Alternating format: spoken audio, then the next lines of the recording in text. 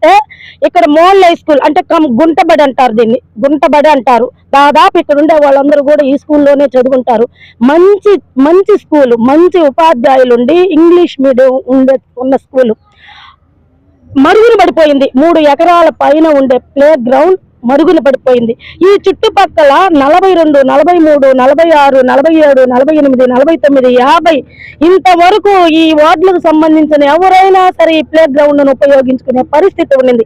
కానీ గుట్టలు, పాములు, తర్వాత అసాంఘిక కార్యక్రమాలు, మా బ్యాచ్లుగా గొడవలు ఇలా విధంగా ఉండుంటే ఈ మధ్య మమ్మల్ని విజయవాడ నారాయణ సారు మీటింగ్ పిలిస్తే ఆ సమయంలో సార్ దృష్టికి, సార్ మనకి మంచి స్కూల్ ఉంది, మంచి గ్రౌండ్ ఉంది, అది నిర్వీర్యం అయిపోయింది అని అంటే నేను వచ్చి చూస్తానని ఆయన చెప్పిన వారం లోపలే వచ్చి మధ్యాహ్నం అప్పుడు విజిట్ చేసి ఈ గ్రౌండ్ ని పరిశీలించారు. అప్పుడు హెడ్ మాస్టర్ గారు, పీటీ సారు, స్కూల్ ఉపాధ్యాయులు అందరితోటి కలిసి ఈ గ్రౌండ్ మొత్తం చూసి 48 గంటల్లో ఈ గ్రౌండ్ క్లీన్ కావాలి, ఈ గ్రౌండ్ క్లీన్ కావాలి అని చెప్పేశారు. అదే ప్రకారం కూడా మా అందరి టీము సమక్షంలో క్లస్టర్ ఇన్ఛార్జి కప్పరి శ్రీనివాసులు, అలాగే ఇక్కడ కార్పొరేటర్ వందబాసి రంగా గారు, అలాగే ఇక్కడ నాయకుడు రాము గారు, అట్లా ప్రతి ఒక్కళ్ళం కూడా ఇక్కడ పరిశీలించుకుంటా ఈ వర్క్ ని బాగా చేయటం జరిగింది.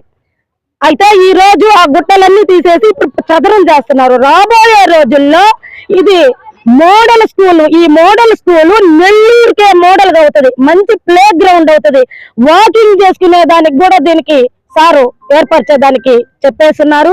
అలాగే క్రికెట్ టోర్నమెంట్ జరిగేదానికి, క్రికెట్ ట్రైనింగ్ అయ్యేదానికి ప్లేసు, తర్వాత షటిల్ టోర్నమెంట్, అలాగే ప్రతి ఒక్క విధానంగా ఇక్కడ జరిగేదానికి గ్రౌండ్ ని మోడల్ గా తీర్చిదిద్దేదానికి నారాయణ సారు ముందడుగులో ఉన్నారు. దానికి స్టెప్పులు పడిపోయాయి, దీన్ని ఎవరు మార్చలేరు. నెంబర్ 1 గా నెల్లూరు చరిత్రలో నిలిచిపోద్ది.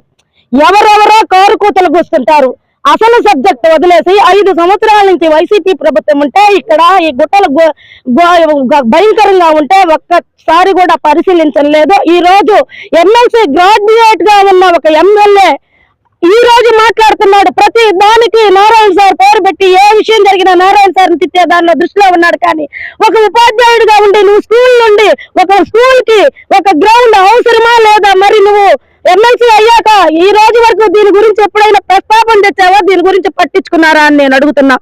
గతంలో ఉండే మంత్రి అనిల్ కుమార్ అయితే ఏమి, కాకండి గోవర్ధన్ రెడ్డి అయితే ఏమి, ఎవరైనా సరే దీని గురించి పట్టించుకున్నారా? కానీ మీరు ఎన్ని మాట్లాడుతున్నా కూడా వాటికి కౌంటర్ చెప్పకుండా పనే ఆయన ధ్యేయంగా నెల్లూరుని డెవలప్ చేయాలనే